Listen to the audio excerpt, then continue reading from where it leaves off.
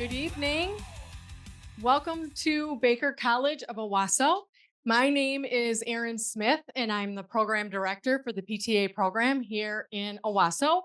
And we just want to welcome you and thank you so much for coming to our presentation tonight. And we also want to welcome all of you that are joining virtually. We thank you so much for taking some time tonight for a very important cause. We are super excited to have Mr. Adam Powell here with us tonight.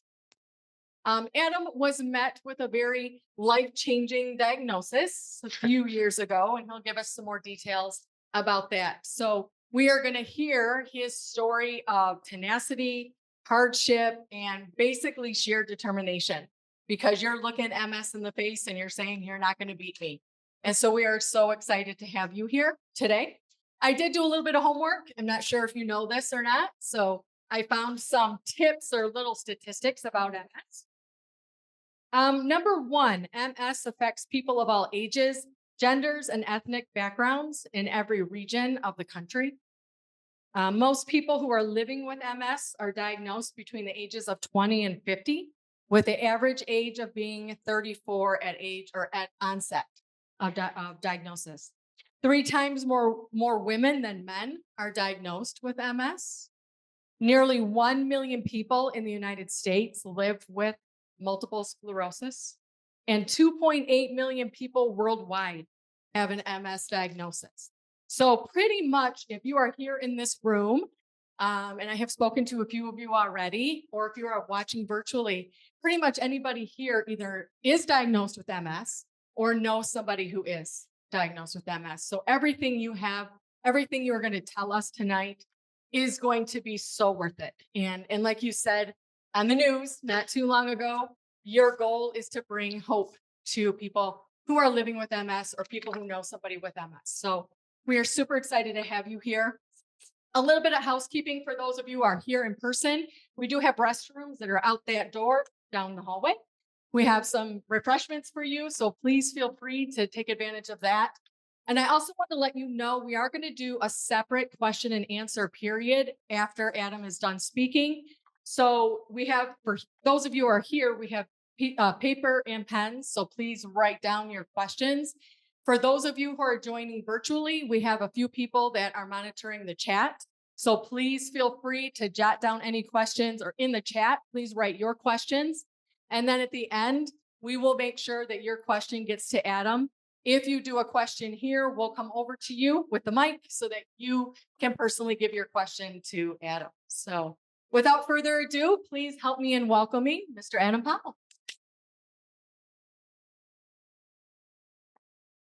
All right. Well, thank you all for doing this and putting this on. I feel honored to be able to be here and tell my story and talk to you guys. Some good statistics Aaron gave there, but kind of this is how we're going to start it off. Like, what actually is MS? What does it mean? And what does it do? Those are 2 completely different questions. So MS is basically, it's multiple sclerosis. What does that mean? Multiple scars. Lots of scars all over your brain, your spine, your neck, wherever, scars, which unfortunately, they don't know where it comes from, where it starts, how you get it. You don't even know you have MS until you have it, because they only see your damage. They don't see anything leading up to it. So that's just one of those things that just comes on. It can come out of nowhere, and there could be 10 of us in this room with MS, and we could have completely different symptoms, because it all depends on where those lesions are at, what they're affecting. So it's a terrible disease, and it's so hard to have any similarities to it because everyone is so much different. Like me, I was affected mainly physically, like mainly my legs. I had some cognitive issues, stuff like that. But everyone else is completely different. So we're going to get into that a little more later. What it does, what MS does, it attacks the myelin sheath. Has anybody heard of the myelin sheath? A couple people have. Good. So basically, it attacks your myelin sheath. Your myelin sheath is the covering on your nerves. I heard this years ago. One of the best explanations I've heard is, what does it do? Explain it. You know, when you're charging your phone and your cord gets a little wonky and there's wires that are all sprayed out and it doesn't charge it correctly, you got to put it in the perfect little spot, hang it upside down, wiggle it around a bunch. That's basically what it's doing to our nerves. That covering's gone, and so things are exposed, and it's just not sending the right signals anymore. So depending on where those are at, that depends on what's wrong with you. So that's your basic explanation of MS. As for my story, we'll go back to 2018. Before I knew I even had anything wrong with me, I was working at the job I loved, career. I was a on-road supervisor for UPS, working 60 hours a week. If I wasn't working, I was going to concerts, I was going to sports, I was playing sports. I was in the prime of my life. I was 36 years old at the time, just doing my thing. And I just remember that summer 2018, me, my brother-in-law, and we did my buddy Dave's roof, just the three of us. There was nothing wrong with me. I was completely healthy. And the three of us did a whole roof that summer. Like, that's who I was before all this. Come up to October 2018, and I'm working down in Columbus, um, helping open a new building at UPS. And we're working 16-hour days, split shifts all over the place. Who knows what we're doing? I just bought new boots like a month before, and I started noticing my feet were hurting, and I was like, whatever. I'm working a bunch. My feet hurt. There's nothing new. I bought new boots. So I wrote that one off. Like, that's nothing. It's just everyday wear and tear. December comes around, and I get home from work, and my legs just feel cold and numb and just weird. And I'm like, well, yeah, of course they do. I worked for UPS during Christmas time. Where am I at all day? Outside in the cold for 12 hours. So of course my legs are going to feel cold. For me, there was nothing that even triggered me to think anything was wrong because it just made sense at the time. So Christmas Eve, it's at my sister's. I don't know what happened, but I had terrible, terrible like groin pain, lower back pain. I could barely walk. I could barely move for days. I didn't know what was happening to me. I actually went to the doctor, which was a rare thing for me to do. I just didn't do it. I would just figure it out on my own. Went to the doctor. He's like, we think you have a hernia. And I was like, oh well, that sounds like fun. Like, I'm gonna have to deal with a hernia. Awesome. Send me to a hernia specialist. Go to a hernia specialist, and he told me something that I've still never heard before, and anyone I've told it to has never heard it before. He told me it's not a hernia, it's a sports hernia. Anybody? Sports hernia? You guys, PT students? No? Yeah, me neither. Exactly. I've never heard of it before. I don't know what a sports hernia is, but he did tell me to go to physical therapy. So I started going to physical therapy, and it did help my lower back pain and my groin, stuff like that. But while I was there, I was just noticing that I couldn't stand as long anymore. I couldn't balance on stuff. I had to touch a lot of things all the time to get my balance. And I just was complaining about it. And originally she figured, it's probably a pinched nerve. I worked physical labor jobs my whole life. And I was like, that makes sense. Like, a pinched nerve, that would cause the numbness.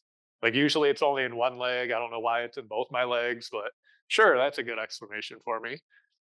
So I just kept going. It helped out my pain, stuff like that. But I just kept complaining about not being able to walk right, not being able to stand on that balance board that I love, that the balance board of death, as I like to call it. But I just couldn't do it. And I'd always been able to do it before. So finally, at one point, I think this is March, April by now of 19, she says, you should probably go to a neurologist. And I said, why? Because I didn't know what MS was at that time. I never heard of it. I didn't know anyone with it. Like, I had heard in passing that I knew a friend whose dad had it, but that's it. That was the complete knowledge of MS that I had. And she said, "Because I think you might have MS." And I was like, "Oh, okay, what's that?"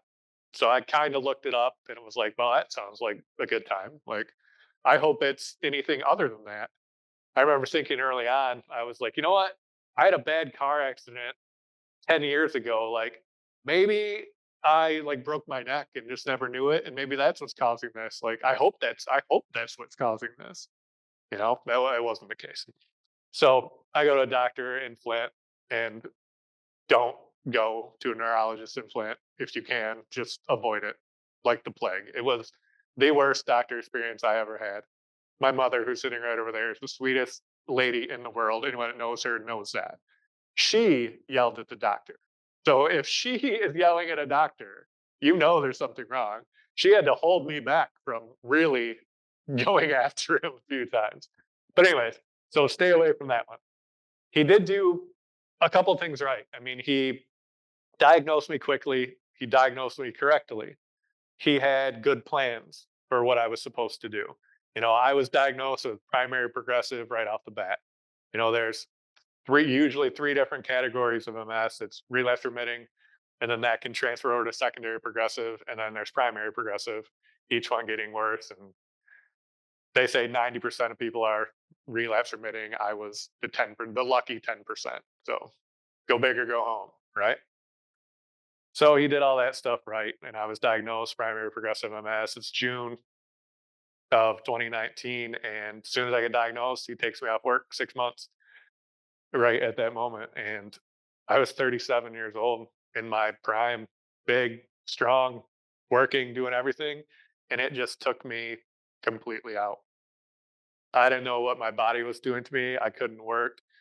I lost 60 pounds in 2 months because I went from just being active to not being able to do anything, and also being scared at the time of doing stuff because I didn't know what it was going to do to my body. Because again, I didn't know anything about MS. I read up on it a little bit. Luckily, I didn't go down the Google rabbit hole and WebMD, all that stuff. Because usually, if you look at WebMD, your usual outcome is you're dead.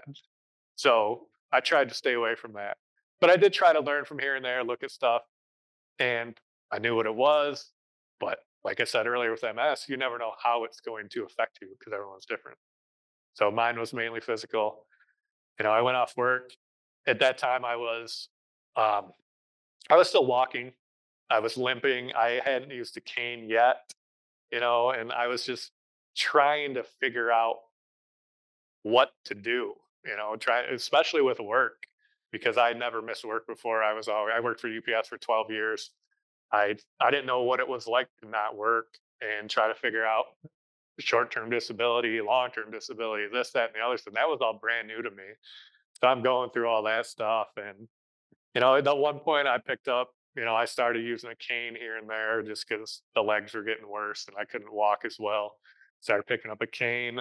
I was still driving at the time, and I was going out to Grand Rapids for chiropractor because girl I went to high school with, her husband was a chiropractor out there, and I was like, you know what? I'll try anything. I will try anything to help this out. So I was going out there once a week, and I was driving back from the clinic up to my uncle's in rush hour traffic in Grand Rapids, and it was the worst, most stress-inducing drive I'd ever had because my feet, they wouldn't feather anymore. Like I couldn't feather the gas or the brake. It was all or nothing.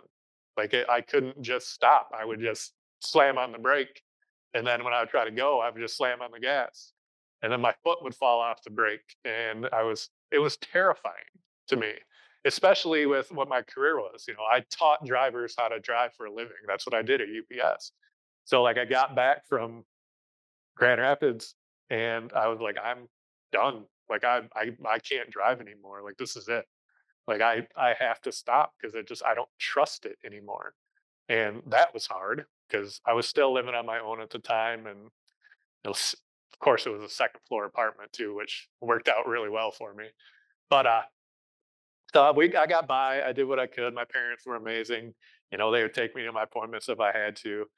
And we're into November now, and I'm still trying to figure all this stuff out, trying to get with the doctors and try and find what drug I'm supposed to use, all that stuff. But at this point, I s- well, I'm not gonna say what I want to say, but I got rid of that original doctor, and I was looking at either U of M or actually right here in Owasso, Memorial Health, because I had heard that those are like the two best MS clinics that you can get. So I tried both of them. I happened to get into U of M first, so that's where I went. Found a great doctor there. Again, he diagnosed me correctly, quickly, primary progressive, except he called it the fastest, most aggressive case that he'd ever seen. So again, go big or go home. So that's all good. I finally got a good team. I like where I'm at. He wants to get me into therapy. He plans on getting me on Ocrevus. I'm looking at all my benefits stuff. I'm trying to log on to my UPS benefits page, and it just keeps not logging me on, not logging me on. I'm like, huh, this is weird. So I call them, and they said, "Oh yeah, you can't log on because you don't have any insurance. You haven't had insurance since October 11th." This is middle of November at this point, and I'm like, Uh, what? Why? Like, what happened? Again, this time I was walking with a cane at this point. So that month, the stress, if anyone doesn't know, stress is probably the biggest killer with MS. Stress will just knock you out. So that month that I was trying to figure out the fact that I didn't have insurance anymore, why I didn't have insurance, what I could do to get my insurance. It turned everything to a halt. I couldn't get on the medication. I couldn't get the MRIs. That whole month, I went from walking to not walking. Like it took my legs from me from that stress. And again, I didn't know that stress would do that to you. And I didn't know that I was not like I was letting it affect me, but I didn't know how to cope or deal. I was just on the phone for, hours every day trying to figure it out and just slowly, not even slowly, very rapidly degenerating. So that was a tough one, to go from walking to not walking and not having insurance and not knowing if I'm going to get it back, if I can even get on this drug that's supposedly going to help me, not being able to get a look at MRIs to see, how bad it's progressing. I found out why too. So remember that wonderful neurologist I had, the first one? Took me out of work for 6 weeks, 6 months. Everything he was sending in to the insurance company said I was okay, that there wasn't anything wrong with me. So my work is saying, well, why aren't you working? My doctor's saying I can't work, but he's saying that I'm okay to work. So that's why I lost my insurance because that doctor was terrible. And so I had to deal with all that. It took about a month. I finally got it all worked out. We're into January now, and my new doctor, fantastic. He says you're going to go on Ocrevus, which at the time was the only drug that was approved for primary progressive. There are many DMTs, disease modifying therapies out there for MS, but most of them are for relapse remitting. Ocrevus was the only one that I could get on. So I was like, well, yeah, let's do this. And now that I got my insurance back, I was like, all right, I'm going to get back to physical therapy. I'm going to just try to get everything back, try to start walking again a little better here and there. I'm going to try to start driving again. I'm going to look into what the hand controls are going to do for me. I get on Ocrevus in the end of January and I'm happy about it. Like, thing about the disease modifying therapies though, its job isn't to make you better, it's to make you not worse. So a lot of there's misconception is people think they're gonna get on this drug, it's gonna make them better. It's not, unfortunately. Like I hate to say that, but it's just not. It's gonna make you s- progress more slowly. The way I thought about it was it's gonna stop me from getting worse, and then I can make myself better because I'm not always on a downhill slide. That's how I took it. So I'm all right. I'm like, let's do this. Therapy, car, drive. Let's go. I'm going to get back to it. I started therapy for a couple months. We're moving into March of 2020. What happened in March of 2020? COVID and just shut everything down. I couldn't go to therapy anymore. At this point, I moved back in with my parents. I didn't leave the house for 4 months, not once, because I couldn't. At that point, I couldn't walk. I couldn't drive. The world was shut down. It was a crazy time. That was the toughest 4 months that I think I've ever had to deal with. Being stuck in the same four walls, not being able to walk, not being able to drive, not knowing. what my own body is doing to me, and it was a dark, dark time, and I'm sure I was not great towards my lovely parents, but I didn't know any better, you know? I'm just trying to figure this out. I'm contemplating my whole life, and then I'm contemplating what my life is now. And at that time, it didn't look good. I I didn't know if I was going to get out of that. It was the darkest depression of my life, and I didn't have anybody. I had my parents, they were great, but I didn't know anybody with MS still. I didn't have any groups, I didn't have any people, I didn't have any resources that I could use to try to help me through it, which in turn is why I do what I do now because I want to be the person that I never had for somebody else so that they don't have to go through what I did alone and in the dark for that long. But I sat through it. I got through it. Every time I say this, it sounds crazy to me, but I um I had to kill my old self off. Like the person I was before, I had to get rid of because I couldn't keep comparing myself to that person anymore because I knew it would never be the same. So my logical, brilliant idea was kill them off, get rid of them. So I did. I went through that. I killed my old self off. He still creeps back in, like always. You can't forever get rid of something. But I went through that process. I had to grieve the loss of my own life, basically, and then try to, pull myself back from the depths of hell, basically, in order to restart. And luckily I did. Um, I really didn't know if I was going to. I there could have been I could have got out of that. I could have become an alcoholic. I could have became a drug addict. I could any of those things would have been easy to do. And anyone from the outside looking in that saw what happened to me, I don't think they would even question it or bat an eye because of the drastic change my life had taken. Luckily, that wasn't how it is. I got out of it, and I a light bulb came on, and I just decided that this isn't this isn't who I am anymore. Like I don't want to be this. I'm going to do whatever I can to get out of this. And that's why I have my little table here. Like this is how I started. I was in a wheelchair. I'd get wheeled into my therapy. They'd throw me on a walker. I had to wear knee braces on both knees, the AFOs on both feet. And that's how I started.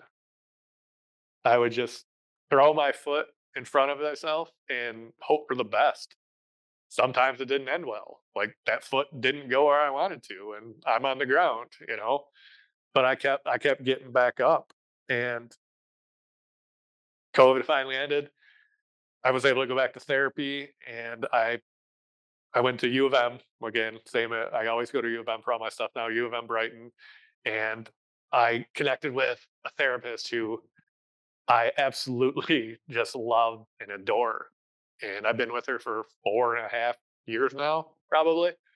And she's a neurophysical therapist, which is so, so, so important for us with MS. Like therapy, yes, is great, but physical therapists in general just don't really know enough about MS and neurology to know what to do correctly. There, it's more orthopedic knee surgery, stuff like that, which I know because I've had like 8 of them. So I'm very well versed in the orthopedic side of therapy. So going to neuro is a completely new, different thing for me. But just looking at these things just brings back like all the terrible memories of it all, starting out with all that every day just to go out of the house. Like this is all the stuff I needed. And it was tough, but like I said, I decided that I didn't want to do that anymore. I was going to do whatever I could to walk. So we started out with therapy, and it was ugly for a while. I could sometimes walk in there with my walker, but I could almost never walk out because whatever we were doing, which wasn't much. I mean, we might be doing sit to stands basically all day. We might just be doing leg raises, but I could not walk out of there. I would have to get wheeled out for months, but I just kept going back, kept going back. And my lovely parents, they had to drive me to all this stuff. There was one week I specifically remember between therapy appointments and regular doctor's appointments. I had 11 doctor appointments in one week. Remember that? 11. So 2 every day and 3 one day. And I felt awful that I couldn't do it myself, you know? It was for me, it was a pride thing for me because I was always so independent my whole life, and I just hated the fact that they had to do this for me, which they don't care. Like I said, my mom's I don't know where I came from because she's like the sweetest thing in the world. Like she's 5 foot tall, like an angel, and I'm a giant, and I'm definitely not an angel. And everyone questions it. They're always like, "Where did you come from?" And I don't know. I really don't. But they were incredible, and that helped drive me to keep or try to start walking again in order to have more independence, to try to start driving again, to try to do all that. So that's what I did. I just kept going to therapy, and I would be knocked out for days. I'd go to one therapy appointment and I would be wiped out for 2 days. Then I would go back to therapy again 3 days later and I'd be wiped out for 2 more days. And I just did that for months over and over and over. And we go into therapy one day and my legs, as I like to call them, my AFOs, she said, "We're gonna get rid of those." Has anyone worn AFOs? Do you guys anybody have to wear AFOs before? They are not good, are they? I felt like I was gonna tip over backwards every time I wore them. Do you guys feel that? Because you can't really lean your foot back forward. I felt like I was gonna tip over. It was awful. So anyways, I go to therapy one day, and she's like, "We need to take those off." And I was like, "Why?" Like, my foot just does this all the time. Like, it doesn't that doesn't work anymore. And she's like, "Exactly. That's exactly why, because we need to teach your ankles how to work again. You need to learn how to work your ankles again." And I was like, "Let's go. Let's do this." Took them off, never put them back on again. It was ugly. It was it was not good at first. I was tripping over my own foot every now and again, but I learned. I learned the minuscule muscles, and that's what's so important about the neuro physical therapists is they know how to work the mini muscles. It's not all about your big strong ones, your calves, your quad. No, you got to work those little tiny ones, names which I'll never know and never want to know, but those are the ones you need to learn. And so we slowly worked on it, and I started being able to kind of walk. And that walker right there, that's the biggest walker I could find, by the way. Like, I'm a tall guy, and I was still hunched over on that thing, and that thing wreaked havoc on me, being on that. So after we started getting the ankle stuff, they're like, "Well, now your hips are all out of whack and out of line from being on that walker for so long. So now we got to correct that." I'm like, "Let's go." So we finally got rid of that. Moved to a cane. Again, cane is not good for me because it's short. We finally moved to these. Just a regular old trekking pole. I think these were 22.99 on Amazon. I bought like 5 packs of them because I lose them all the time. But these were, for me, they were the best things I could use because I'd used 2 of them. But it was so much better for my posture. It kept me upright. I wasn't leaning over anymore. And it's more natural to hold something like this than it is to hold something like this, the way your hand is. So like anything that I could do to make it better, I was trying to do. So we started on these and then we just went from there. And now I use one most of the time. And if you guys saw me earlier in here, I don't use them all the time. I always have it with me just in case with there's a lot crowd, stuff like that. If I get bumped, I'm screwed. But if I have a free space, I can usually walk pretty well. Can't do it for long, but I can. So we started doing that. So I was still wearing the knee braces at that point. So now occupational therapy, that comes into play now because I'm like, I want to drive again. Like, I need to be able to drive again. So occupational therapy was. And I was like, I want hand controls. Let's get me back driving. So I had to go to occupational therapy. I felt like I was 15 again, going through driver's training, which was awesome. But it was probably the best decision and the best money I ever spent getting hand controls in my car because it gave me that freedom. And like I said, again, pride for me. It felt so good for me to not have to rely on my parents to take me everywhere. And it was so freeing and so amazing.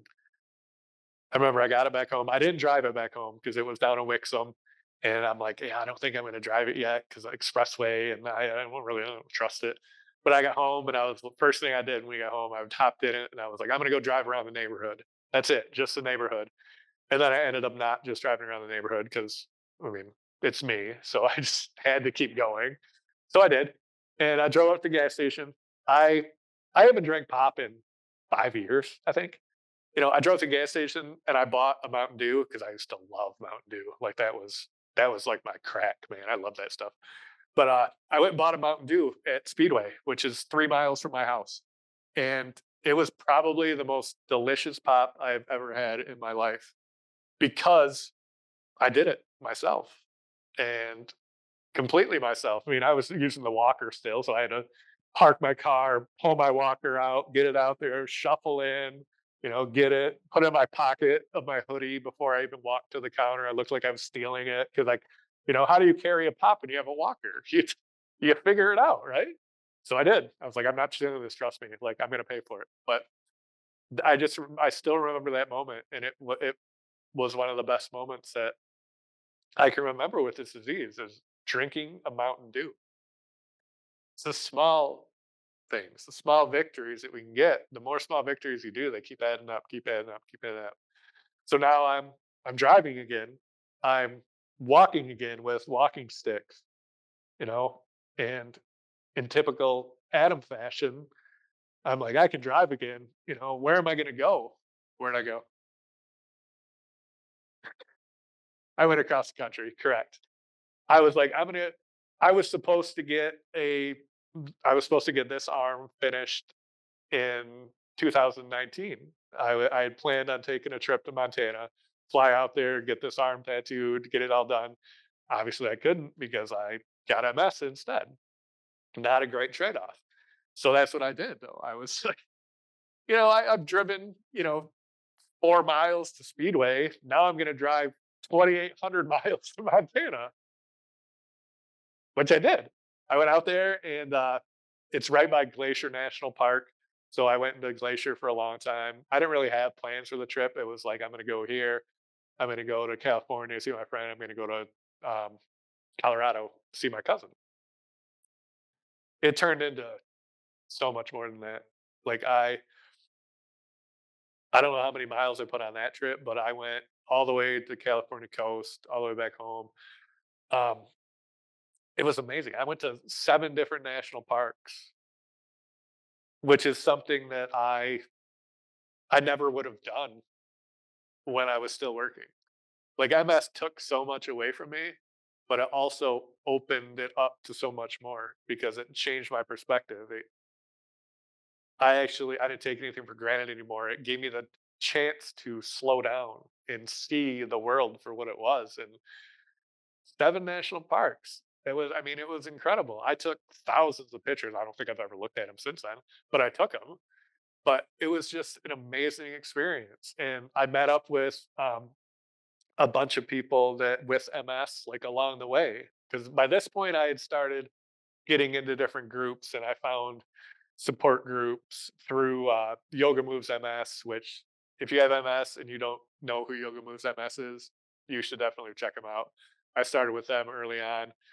Um, it's adaptive yoga built for MS, and it's basically in a chair, sometimes standing up, all depending on like what your own body can do. But I know I'm backtracking now. But when I was starting to try to learn how to walk again, and I finally decided, yeah, I'll give this a try. My therapist gave me the flyer, and I just threw it on the floor of my room for probably 6 months because I was like, I'm not doing that. I'm not doing yoga. Are you kidding me? You know, I was in denial at that point. I fully admit that. But then I picked it back up. I was like, you know what? What the hell? Let's try this stuff. And I went in it. And I remember when I started just sitting in a regular chair, like I couldn't sit up like this. Like my core was so weak. Everything about me was just decimated. I couldn't even sit up straight. I started doing yoga for, I did it religiously for months and got that core strength up, which that helped to lead me into the next stop, like lead me into the next thing. And it was a great start. But again, I knew people and I met a bunch of them on that trip just randomly. Be like, "Oh, I'm near your town. You want to hang out?" Yeah, we go have lunch, go have dinner, whatever. It was really cool. It was a great trip. But I was in Glacier National Park and I had these ACL braces. I had to wear both of them all the time because my knees would hyperextend, and if my knees hyperextend, I would fall down. That's not any fun to do. But I remember I was in Glacier and I text my therapist and I just told her, I said, you know what? I don't think I want to wear these anymore. And she's like, really? I'm like, yeah. I was like, I want my knees to learn how to do stuff on their own. Like I don't want to have those to help me. I was like, I just want to, learn again for my knees to work. And she said, well, be careful. That was it. So she just gave me the go ahead. And again, I haven't put those back on either. So like this, I always push the envelope, push that limit. And it worked out for me. And that was, what year was that now? 2021, probably? Yeah.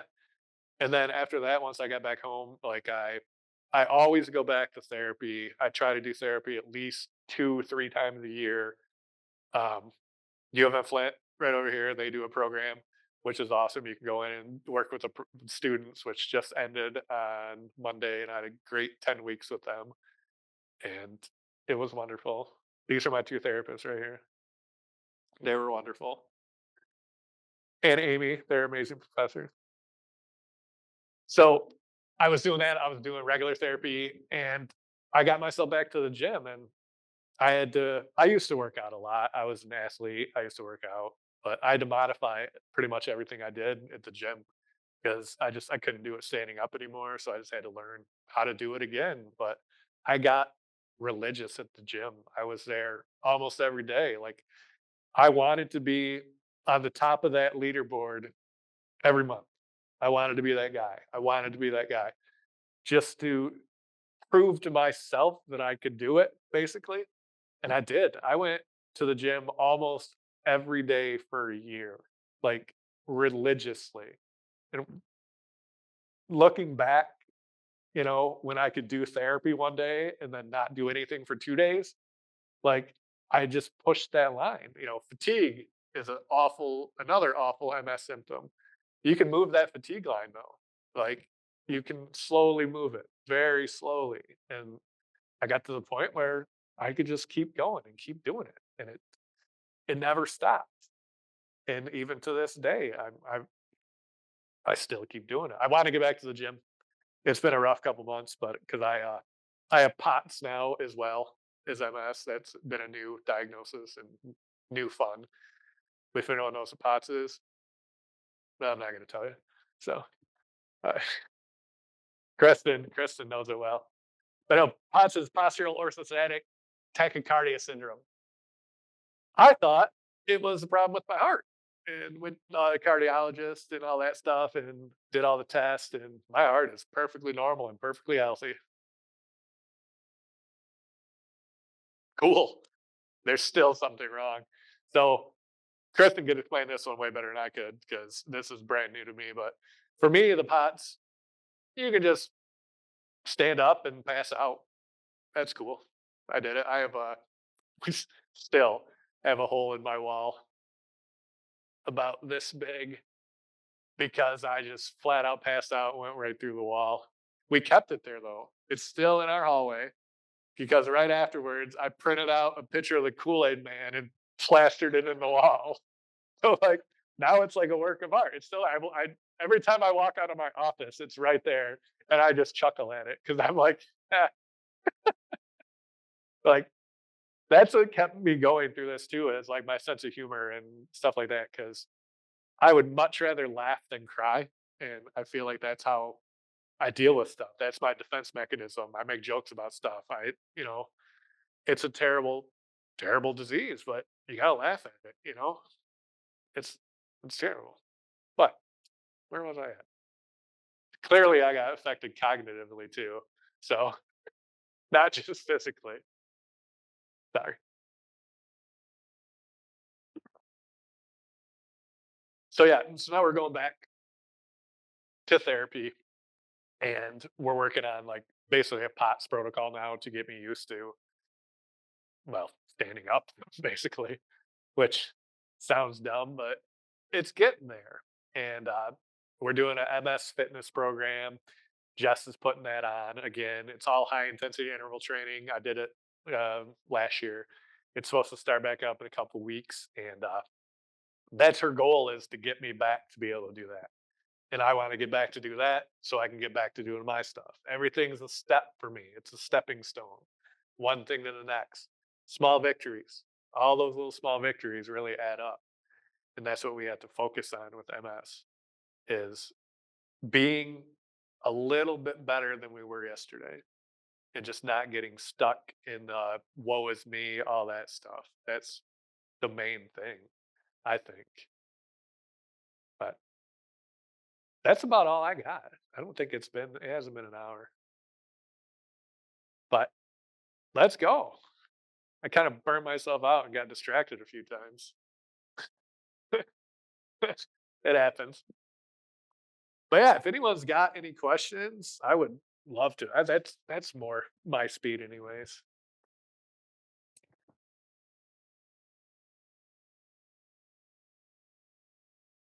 You started to touch on fatigue. That's, I think everyone with MS can't dodge that. But what did you start to say about slowly? You said something about heading to the line of that fatigue. How do you deal with fatigue? What's your best thing that you could help us with that on that? With fatigue, so when I was early on, like I said, I couldn't do therapy and yoga on back-to-back days because I was toasted. I couldn't do it.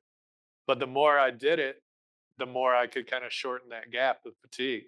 So like the more you work, the more you can lessen it. But you also I spend a lot of time resting, a lot. I'll take a shower and I have to rest for an hour because the heat messes with me. And so I just know I build that like into my day. Like I know if I go to the gym, I will have to come home and I'll have to rest for an hour. I know this, I know that. It's about listening to your body and just responding to that. And I was able to move that fatigue line where my fatigue wasn't as bad anymore because my body had built up a resistance to it. I hope that helps. We have a question online from Mike H. in New Jersey. He wants to know, what was the test that your neurologist ordered to determine if it was MS or something else? Oh, yeah. I guess I didn't even cover that. So basically, the only way that you can diagnose MS is just MRIs now. And like I said earlier, is once you see lesions, that's the damage is already done. And that's how they can tell you have MS, is by the actual lesions. And I remember my first MRI, I had over 30 lesions in my brain and at least six on my spinal cord. So I had a lot. And my story is kind of different from a lot of people with MS because most people I talk to with MS, they'll say, yeah, I got diagnosed this state, but I had symptoms 10, 15 years before, and it all got written off as something else. Because that's the problem with MS, is they have to look for everything else first.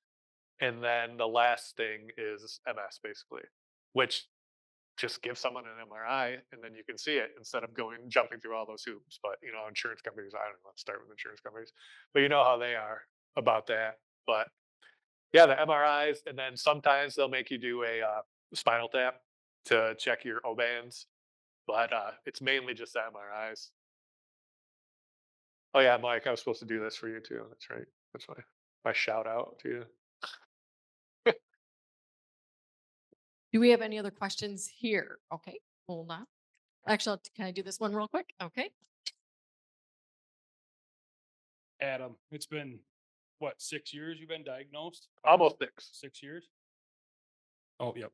It's been 6 years since you've been diagnosed. You've done so much in 6 years. Where's the next six going to take you? Shoot, I don't know. I don't even know what I'm doing tomorrow. You know, but I mean, honestly, I I love doing stuff like this. I love doing the awareness part of it. I do the MS walk every year, and I actually put on a motorcycle run fundraiser. This is my 3rd year of doing it. That's coming off of May 4th. I got flyers over there if you guys want to grab them. But doing that advocacy stuff, doing podcasts, interviews. Last week I did 4 interviews, which is awesome. Like I love just being able to spread my story and try to help other people and just get the awareness out there. But my end game is I want to start a nonprofit organization and be able to help people locally. Like I love raising money for the MS Society and the walk and all that stuff, but it would make me feel so much better to know the people that I can help. Like for if you need a wheelchair, you need a ramp, you need hand controls, real especially hand controls. Like I am such a huge proponent of hand controls. But that's my goal is to start a nonprofit, and those that know me know what it's gonna be called. And I'm gonna say it. Aaron might yell at me. You're not gonna yell at me? She might yell at me. My nonprofit, like my goal, my tagline, my everything is MS with the wrong MFer. That's a name I came up with, and I thought it fit perfectly for me because that's just who I am, and it just works in general life. Like that's the goal, though. That is my end game is to have a nonprofit.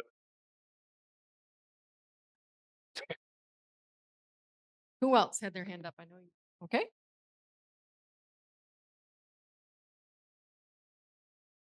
You said that you go to the gym and you were working out and trying to do stuff better for yourself. What are some of those exercises and stuff to build strength to equalize yourself better? Because I go to the gym too, but I don't know what I'm supposed to be hitting. It's I was always a big gym guy, but I had to start doing more stuff sitting down. So I just had to modify everything instead of standing up and doing curls, instead of, doing all that stuff. I made a routine that fit with me, not a ton of free weights, but enough with sitting down. And if you think about it with sitting down, it helped a lot too, because if you're sitting and doing all this stuff, your core is more engaged than if you're standing. So that helps you in general with your core as well. But lots of machines. I just had like a arm day that I did, a leg day that I did, and then I had a ab day that I did, ab and core, and I just religiously did those. I never liked doing the ab and core day because that woman right behind you is a beast, and she would just make me look silly every time. But I still did it. And it's just about modifying it to make it work for you. You don't have to stand up and work. You don't have to be on the treadmill all the time. Like I would try to walk on the treadmill for 10 minutes, and usually I wouldn't be able to last that long, because my legs just don't work. It's weird to say this because I do a lot of stuff. I'm able to do a lot of stuff. Like I was actually able to ride a bike again, like a real actual pedal bike. And I never thought I'd be able to do that. I can swim. My goal this last winter was to see if I could ice skate again. Unfortunately, I didn't get a chance to do that, but I want to try. I always push those limits. But walking for me is the hardest possible thing to do. Like I can go to the gym and work out for 2 hours, but I can't walk for 10 minutes. It's just about changing your body and modifying how you do everything. If you ever want to talk, I can give you like the things that I was doing if you want. I would love to talk about that. Yeah, get at me later and I'll tell you like my routines that I was doing. Same thing as normal, just modified.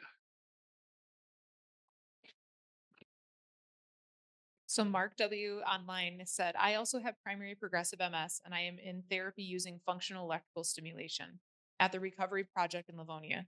Have you ever used FES at all? I have not used FES, but I have used like the RTI bike and just stimulation in general stuff. I actually just did it today, a new thing, TSS, and it was actually. Do you know what that is yet? The TSS.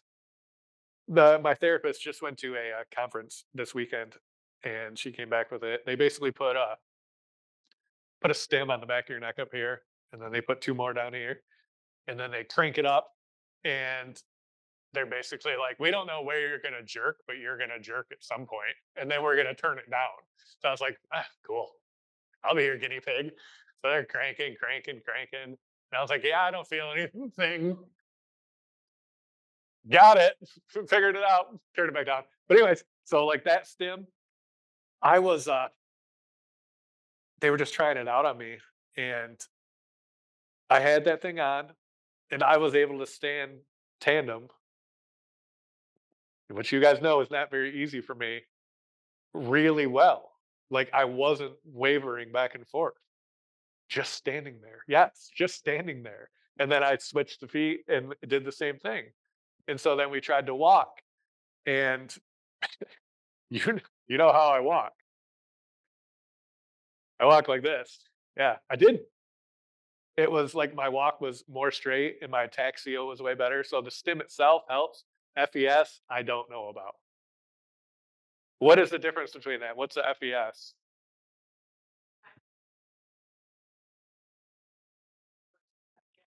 Okay. And I do remember like the RTI bike, if you don't know what that is you're on a bike and you have stim pads all up and down your legs. And it basically helps your muscles fire in the pattern of pedaling. So it just gets the muscles used to it. So that helps. I do remember the little TENS unit, same idea, the stim. I remember that when I was learning how to um, sit to stand, basically. I remember using the TENS unit and they had it put on my legs and it just helps you get up, right? So I was getting up and I was getting up and then I was like, no, because it was in the wrong spot. So my feet kept going higher, so I was on my tiptoes. But it's all about winding it in and dining it up. So sorry, I don't know exactly what the FES is. I'm not sure about that one. Okay, we have a few over here. This is a question from a classmate's mother online, and their chat isn't working, so she asked me to ask you the question. Okay. Her question is if nutrition plays a factor into dealing with your journey of MS, and if so, how does it play a factor? Yes, 100%. I'm terrible at diets, and I will fully admit that. I'm awful at them. I can't follow them with my life dependent on it.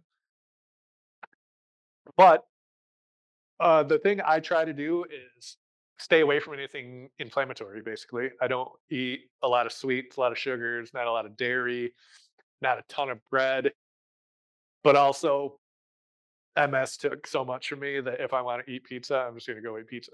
Like I know what it's going to do to me and I accept that.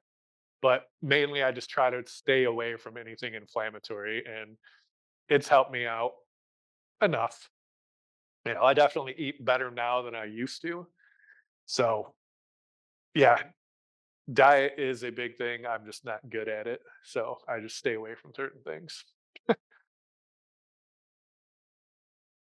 Uh, Thanks, Adam, for your talk. You talked specifically about the neurologist from Michigan Medicine and the physical therapist from Michigan Medicine. What characteristics do they have that makes them the healthcare providers that you trust and respect? It's a good question. Uh, my neurologist, Dr. Romeo, he's, I'd say he's probably late 30s, low 40s. He's just, he's under the approach that movement is good, that you want to keep moving. Years ago, the doctors said don't do anything because you're gonna get fatigued, you're gonna do this, you're gonna do that. So that was the biggest thing is he was pushing the movement part of it and trying to get me into therapy. And more importantly, because of my awful first doctor, he actually listened to me, listened to what I was saying. I got to dictate the stuff that I wanted to talk about. And then he would answer it instead of him dictating and saying, this is this, this is this. I came in with a list of questions and he would answer them every time. Now, my therapist, she just, we just mesh well together, her and I do, is we click. Um, we joke around the whole time, and she pushes me. And I remember one session we were in there and I got super frustrated because she was giving me all this stuff, and I couldn't do it. It was all balance stuff. It was all this, like, and I was like, what? And I remember just being dejected and like, this is awful.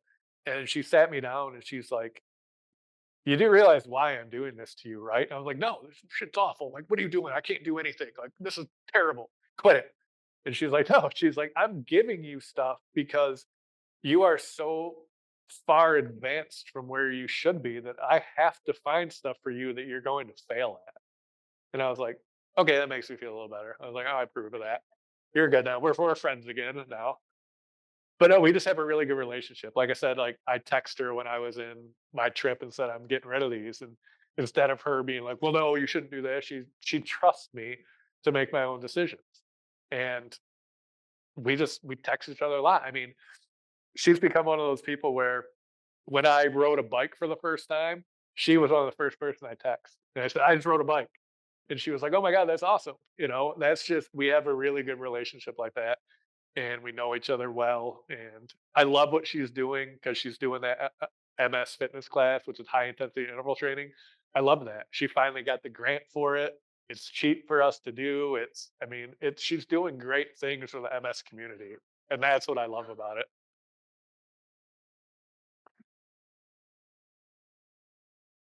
Bueller, Bueller. So one question online from Raymond is, what activity do you struggle with the most on a daily basis and how do you deal with it? Walking. I mean, that's it. And how I deal with it is I just keep walking. I just keep trying to keep walking. You know, if I if I gave in to my body being in pain and being awful, I would never get out of bed. So I just don't do it. I just keep walking. As hard as it is, I just keep going. Besides the Orcavis and PT, what else do you do to rehab yourself? I did a lot of yoga. The yoga moves MS, like I said, lots of yoga. I go to the chiropractor and just try to realign things. Try to walk as much as I can. Just movement really, as I just try to keep moving is the main thing. No matter what that is or what that looks like. I mean, I've done a couple different challenges like online. I did a plank challenge. I've done a bring Sally up squat challenge. So I would just do it on Zoom. I'd have other MSers join in, come on, and just trying to get other people to move. So just movement, you know, just because you can't walk very well doesn't mean you should stop doing it because then you're really not going to walk well.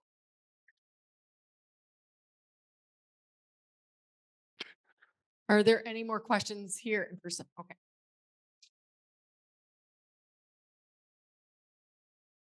This one is not from somebody online.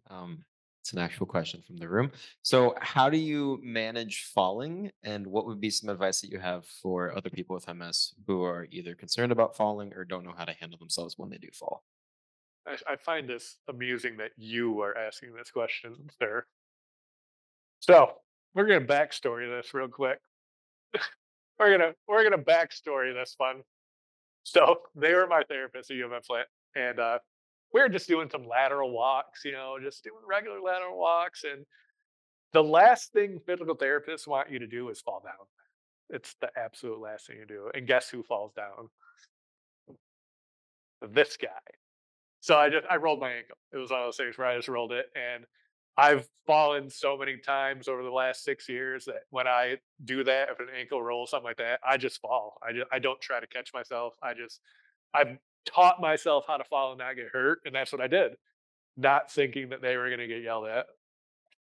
But They did. And, you know, and by the time, like, it was funny because by the time that they had realized that I had fallen, I had already popped back up and was still like, still doing the lateral stuff. They're like, "Are you okay?" I'm like, "Yeah, no, I'm good. Like, I'm fine." But no, the falling thing is, it's gonna happen. You know, it's just one of those things. You hope it doesn't, but more often than not, if you have as bad of legs as I do, it's just gonna happen, and you just have to get used to it. And like I said, I learned how to fall safely and correctly so that I don't tense up, I don't try to catch it. I'll just roll, literally roll with it and go, and then you just pop right back up and keep going. If you're afraid of falling, just like you don't walk very well, if you're afraid of falling, you're not gonna walk that much, and then that's gonna be detrimental to you. You gotta face that fear. Like, I know every day going out that I could potentially fall down. It's just that's how my legs are, and I still do it anyways. I'm still sorry I fell on you guys.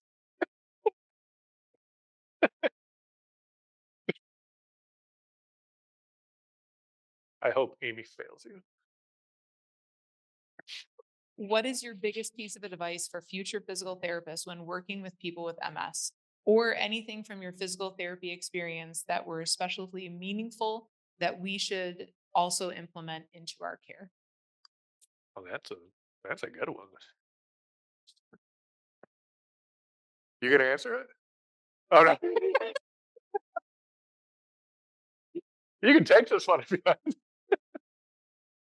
Um, I think the most important thing about the therapist with MS patients is have your plan for them that you want to do, but pay attention to them when they come in. Listen to what they tell you because I've gone into therapy many times, and my therapist, and I quote, will say, "Why the hell are you walking like that?" And I'll say, "I don't know." And she'll like, "Yeah, we're not going to do what I planned on doing today."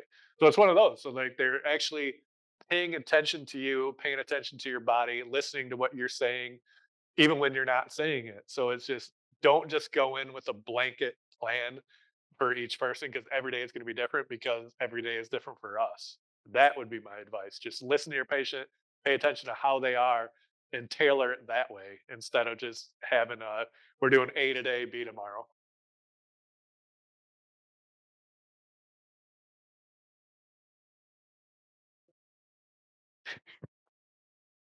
You mentioned a HIT training class that your physical therapist is doing. Yeah. Is that online? No, that is at U of M Brighton. Okay. It starts up April 22nd. She's trying to get it to different places, stuff like that, but she just started it up last year. But I know you kind of live far away from that, which is unfortunate because it would be awesome if you could join it. But yeah, it's in Brighton right now, and hopefully it can spread to other places. I was really hoping you were going to answer that question when you rose your hand. Do you deal with a lot of neuropathy and what do you do for it?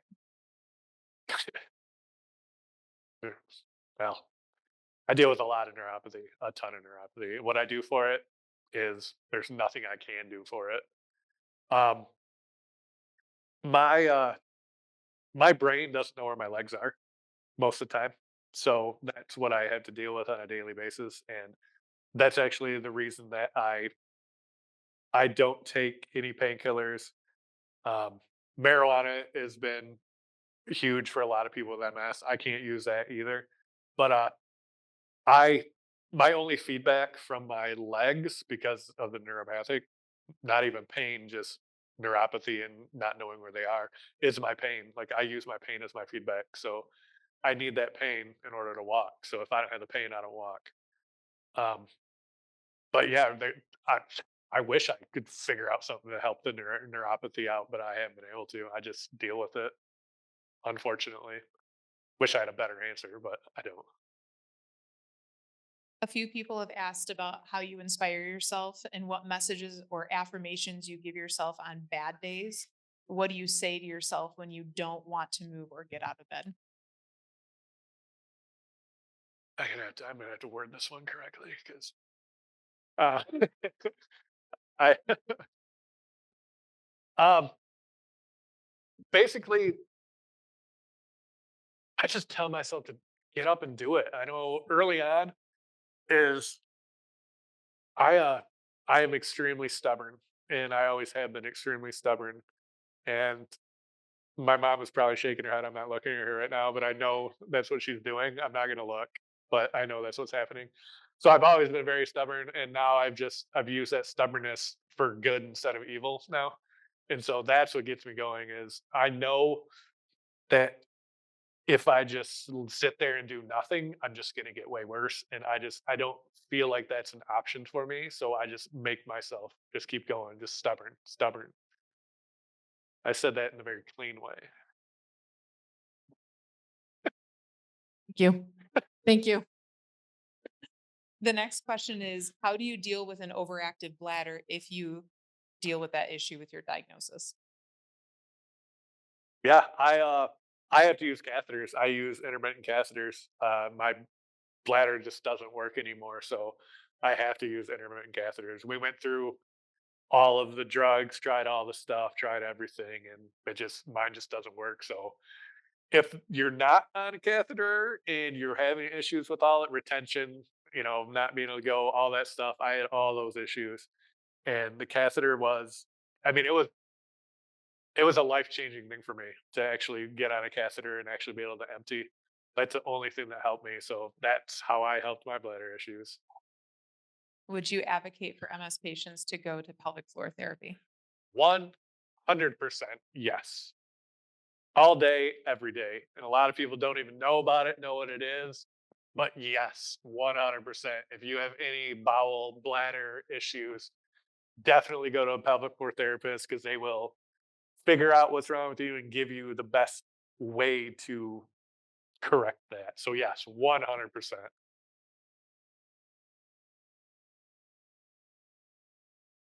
She's concentrating really hard. Yes. Oh, we do have another one I was going to ask while she's looking at her chat.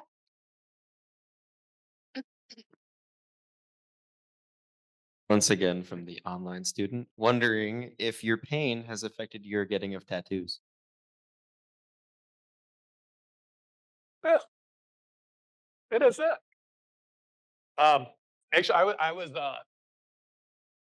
I'd gotten a lot of tattoos after I got diagnosed, but they were all on my arms and stuff like that. So that's my upper body isn't affected. But I was actually super worried about when I tattooed my leg, and my tattoo artist is actually right there.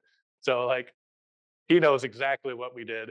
So I went in for well that too. But no, I went in for I don't even know what tattoo I was doing. I think we were working on this. I think we were retouching this. But I was like, you know what? We're gonna we're gonna put bloodlines all up and down my whole leg to see what my leg was gonna do. So we like actually tested it. He got to doodle. He loved it. That was like his favorite day. So instead of just doing straight lines, he had a bunch of little curly cues and his ADHD kicked in. But basically, we put lines all up and down my entire leg just to see how it would react, and it didn't. So it didn't start jumping and all that stuff. But the last time I did get a tattoo, I almost broke his thumb because my leg twitched so fast. That was pretty ugly. But yeah, pain wise, it was the same, but jumping wise, that's a little different story. Not really, no. It healed all right. I know that was. I'm going to have her say Oh that. yeah, yeah, yeah. I just asked if his immune system kind of kicked in after he was getting all the needles from his tattoos. If it did, I didn't notice it. Well, I did once, but um, that's one of the first questions I asked my neurologist, of course, because I am who I am. I said, "Is this going to affect me getting tattoos?" But being on Ocrevus, he said, "Just wait a month before, a month after, so it's not right around your infusion." But I didn't think about this. Actually, that same time we worked on my arm, um, I went to therapy, and that was one of the times my therapist said, "What the hell is wrong with you? Why are you walking like that?" And I said, "I have no idea why." And then we went through it and did everything. And then later I was like, "Oh, look at the tattoo I got." And she said, "You're an idiot." And I said, "Why?" She's like, "That's why you're walking bad." And I was like, "But it was on my arm." Yeah, okay. It was on my arm, but since it was healing that, it messed with everything else. So it can affect you that way just because the body's healing something else. So wherever you get affected, like my legs get affected by everything I do, whether it's it doesn't matter what I'm doing, my legs take the hit. As you guys know, the heaviness comes in. And so yeah, that affected it, but like they all healed fine. All that stuff was good. For somebody who is still unsure what's going on with their body, is a lumbar puncture something that you would advocate for? I'd say no. That's my personal opinion. Um, just because if you've already had the MRI and you've already had the lesions and they already see it there, I don't see why you should go through a spinal tap. If I could go back and not do my spinal tap, I 100% would because that was not a fun experience for me. But again, my own personal opinion. So a few people are asking online, you mentioned your national parks trip. Do you have a bucket list adventure that you're planning on doing? Actually, not really. I mean, I did that national parks trip, and then 2 years ago, I did a literal cross country journey. I went from coast to coast, so that was probably, like, one of the things that, that I thought I wanted to do. Since I can drive now, I love driving. So, like, driving is the one thing that doesn't hurt me because I don't use my legs when I drive. I'm stiff, but it doesn't actually hurt me, so I love driving, and just driving across the country like that was amazing. I'm going to, Missouri in August for a MS conference, so I'm excited about that, to do a little road trip down to Missouri for the conference and back. But, yeah, no real bucket list stuff. Adam, I thought you said speaking at Baker College was top of the bucket list. I must have misheard you. No? Okay. Any other questions here in person before we head? I know Kristen still has more. So someone asked online, how do you respond to people who call you an ableist and think you are bringing down people who are unable to be active? Uh, it's I've actually been called an ableist. That's a real statement. Like in some groups, like they called me an ableist. Do you know what ableist is? Someone who's prejudiced against disabled people. Yeah, you're trying to process that, aren't you?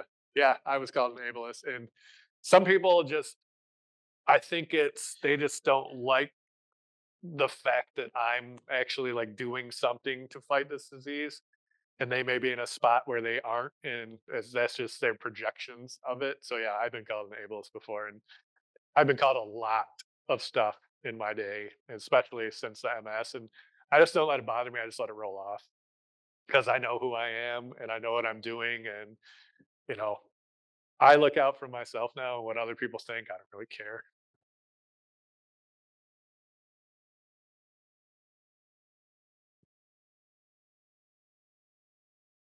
Scrolling. Do you realize that you're an inspiration to others?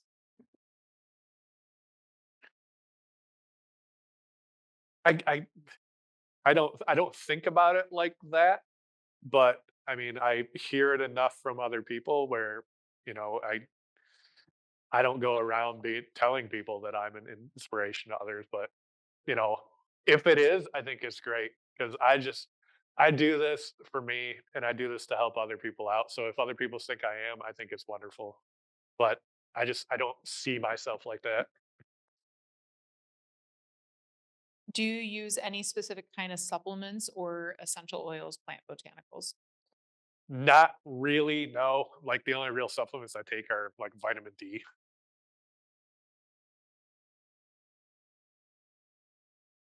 There's a lot of questions. That's awesome.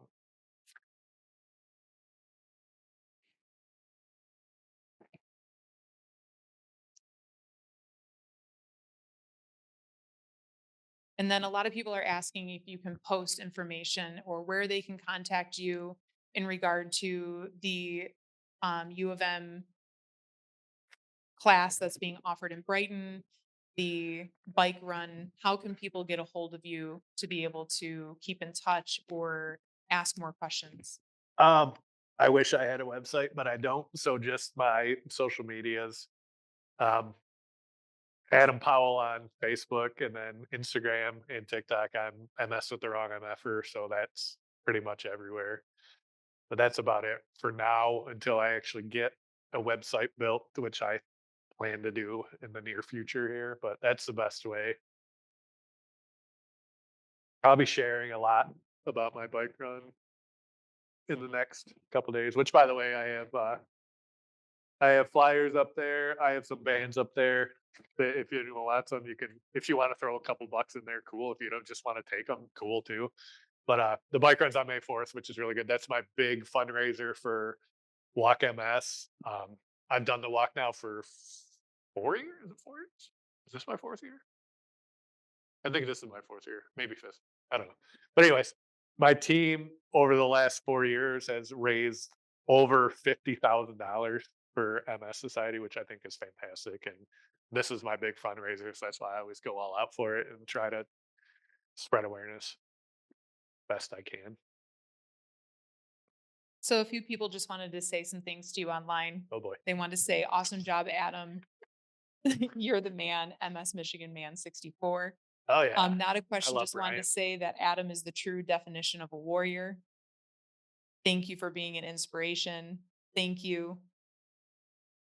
You are so positive, and even though you make fun of me in real life, keep me smiling and believe that I can get back to my normal again. I don't know who is that?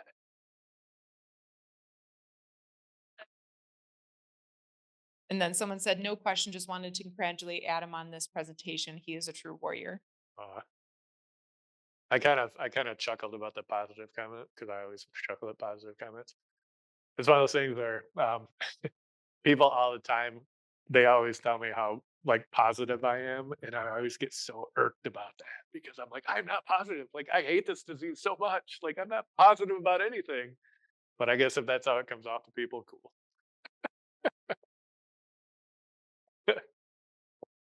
All right. Any other further questions here in person? No, I just want to add, Adam, that you might not think you're a positive person, but your positive perspective on it, I think, is what makes a big difference. And I loved when you said MS made you look at the world differently. So yes, MS is awful. No one would want it, but it allowed you to then open your eyes and do things that you would have never done Yeah, that's true. had you not had MS. I think that is so powerful. So I appreciate that. And I'm sure everybody here and everybody at home, please stand up and give Adam a round of applause. Thank you. Stand up. Thank you so much. Thank you. In Baker College, of our physical therapist assistant program, we have a student PTA club. One of our students is here with us, Carmen. And so we do have just a bag of goodies for you, just to say thank you so much for taking time out of your day for this. We truly appreciate it. Thank you guys. And we also have something for the mom, the warrior that kept him going and pushing him, because it sounds like without your support, he might not even be doing this. So we have to congratulate mom. Come on up. We need to get mom on camera.